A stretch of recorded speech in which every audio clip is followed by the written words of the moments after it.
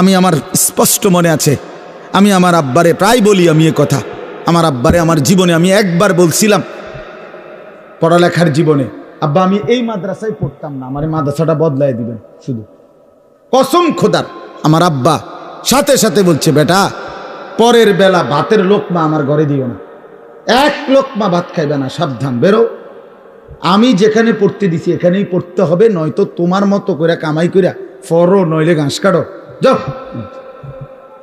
আমি কানতে কানতে চলে গেছি মাদ্রাসায়। বুঝছি এই বাপ শক্ত বাপ, এই বাপ আসলে ভাত খাইতে দিব না।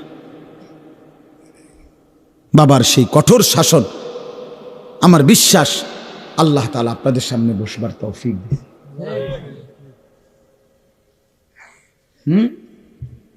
আমার জীবনের সার্থকতা কি? আমার স্ত্রী সন্তান যদি ধ্বংস হয়ে যায়, সোফা দিয়ে আমি করব কি? খাট দিয়ে আমি করব কি? বিল্ডিং দিয়ে আমি করব কি? বলেন কি করব আমি?